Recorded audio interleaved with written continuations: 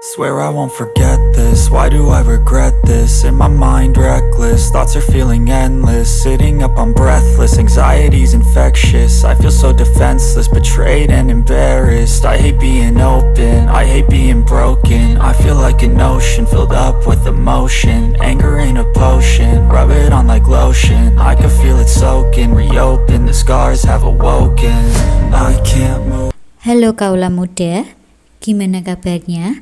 Semoga kalian sehat selalu ya. Kembali lagi di channel Reveal Project.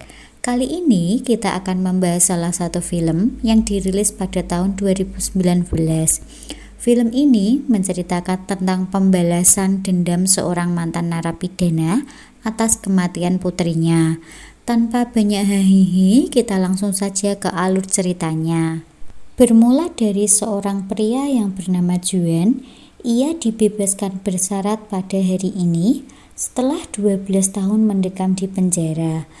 Dia dijemput oleh istrinya yang bernama Triana yang sudah siap menyambutnya.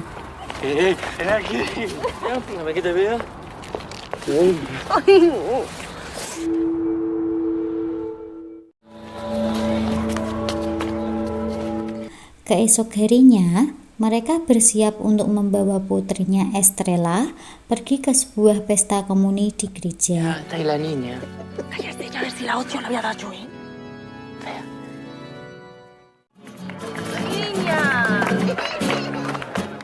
Di tengah-tengah pesta, Juan kedatangan tamu, dua orang pria yang ternyata itu adalah pamannya, Siguenza dan adik kandungnya yang bernama Chico.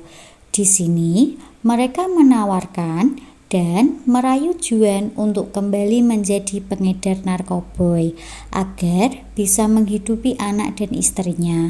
Namun, Juan memilih untuk mencari pekerjaan yang halal dan menolak tawaran tersebut.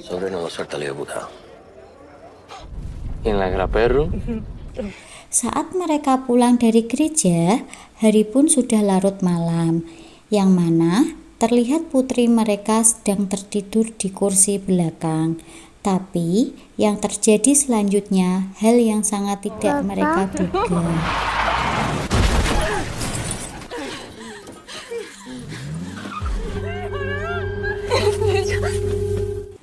Di sisi lain, sedang terjadi perampokan Inspektur Manuel dan rekannya Ellie dan juga Barroso datang untuk melakukan investigasi. Di sini juga ada Nando, anak dari Manuel. Dengan beberapa bukti, diketahui bahwa di sini terjadi baku tembak dan para korban sendiri merupakan komplotan para pengedar narkoba. Sesaat kemudian, mereka mendapatkan kabar bahwa terjadi tabrak lari yang tidak jauh dari sini. Lalu, kemudian mereka pergi ke TKP.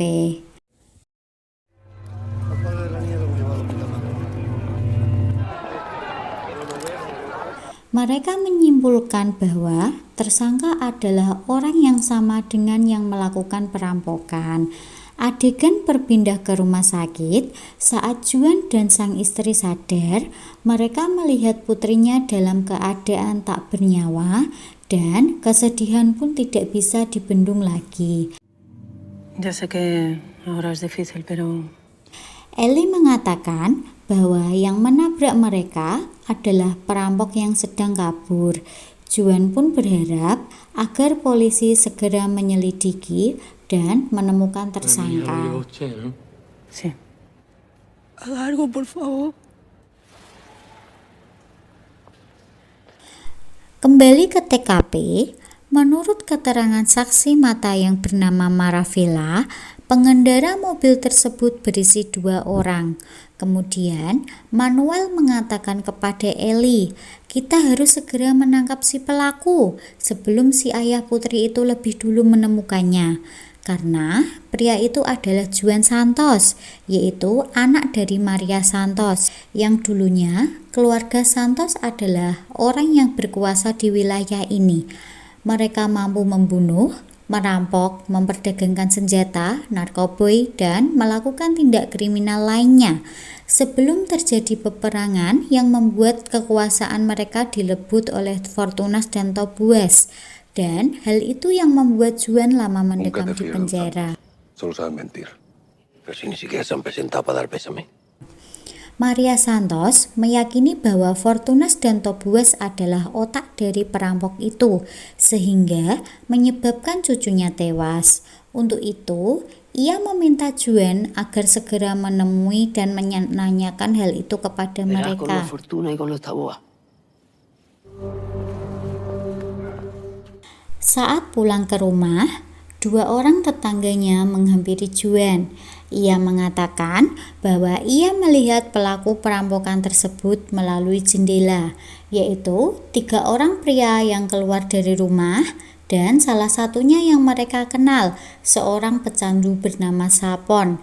Mereka juga memberikan beberapa butir peluru kepada Juan yang mereka ambil dari TKP. Keesokan harinya, Juan menemui Fortunas dan Tobuas untuk menanyakan perihal perampokan tersebut, tapi mereka mengatakan bahwa tidak tahu apa-apa tentang hal ini dan juga tidak menyuruh orang untuk melakukannya. Namun, di sini Juan mengatakan bahwa ia akan menggorok leher si pelaku yang telah membunuh anaknya, tidak peduli siapapun orangnya.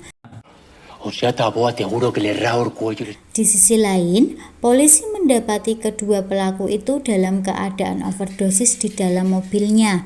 Setelah melakukan penyelidikan, mereka mengetahui bahwa Fortunas adalah pemilik mobil tersebut, yang artinya Fortunas adalah otak dari perampokan itu.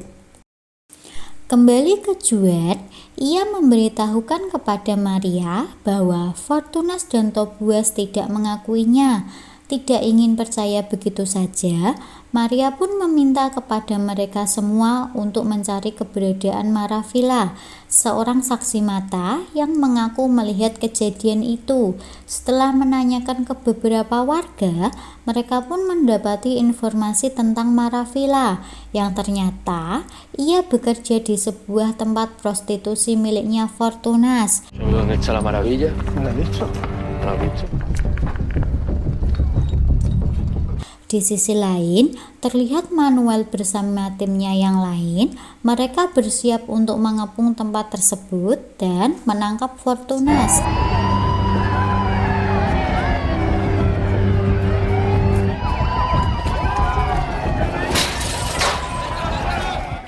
Di sini terjadi baku tembak antara polisi dengan para gangster di sana. Hingga polisi berhasil menangkap beberapa dari mereka. Sedangkan Juan, ia berhasil mendapatkan Maravilla yang berusaha kabur. Merasa nyawanya terancam, ia pun buka mulut dan mengatakan bahwa benar Fortunaslah pelakunya. Fortunas sendiri terlihat kabur menggunakan motor yang kemudian dikejar oleh Ellie. Juan yang melihat itu, ia pun langsung mengejarnya, tapi Fortunas berhasil lolos. Juan yang emosi, ia pun terpaksa diamankan.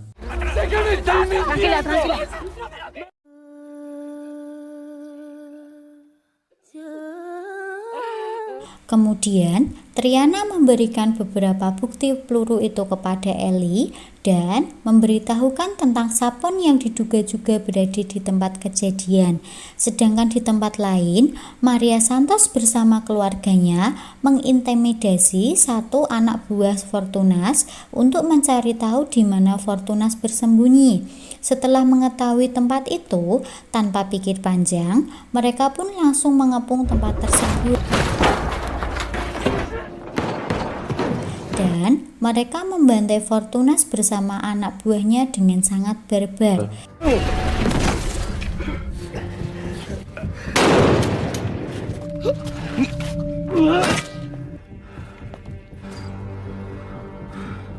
Setelah kematian Fortunas, mereka semua akhirnya puas. karena telah berhasil balas dendam atas kematian Estrella, meski kebahagiaan mereka tidak bisa dikembalikan seperti dulu.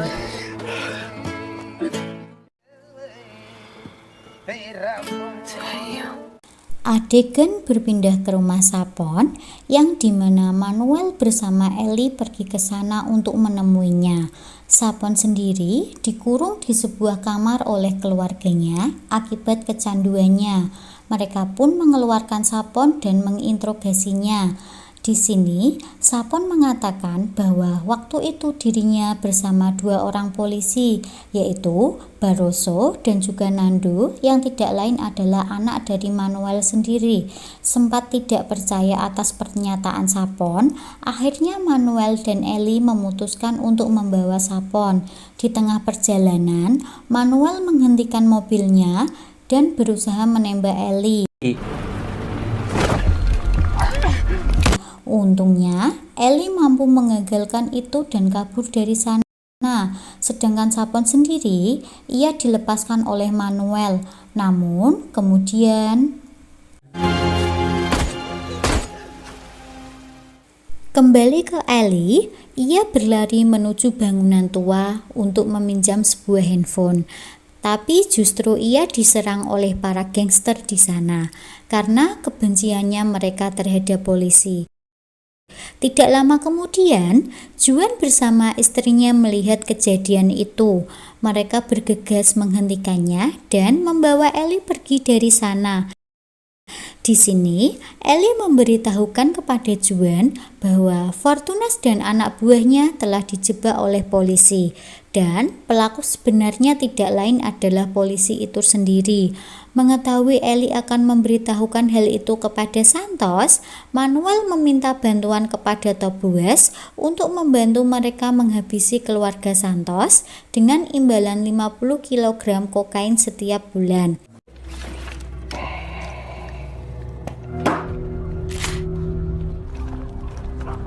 Maria meminta Chico dan Seguenza untuk kabur melalui lubang tersembunyi, sedangkan ia sendiri berusaha menghalangi polisi dan juga anak buah Tobias. Namun, yang terjadi,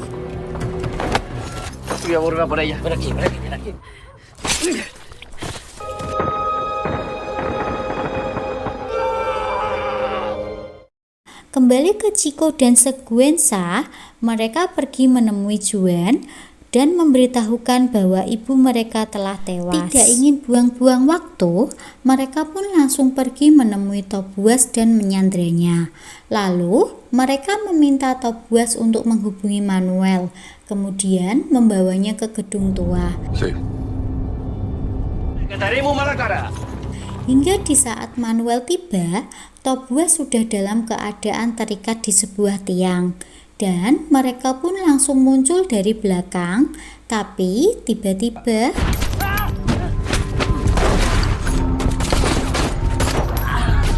Chico dan Seguenza tertembak dan Barroso terus menghajar Chico. Namun, Seguenza berhasil menembak mati Barroso. Sedangkan Juan, ia bertarung dengan Nando.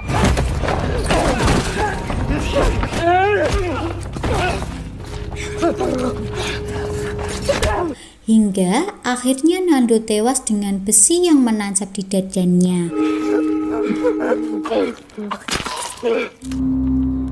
Ellie sendiri, ia tertangkap oleh Manuel. Namun, Juan tiba-tiba muncul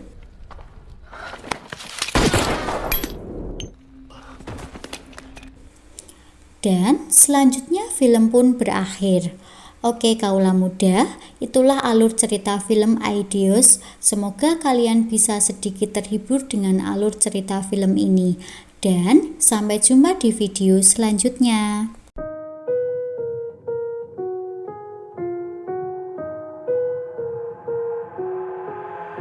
I've got an itch I can't scratch, I'm missing a piece that completes a whole part of me.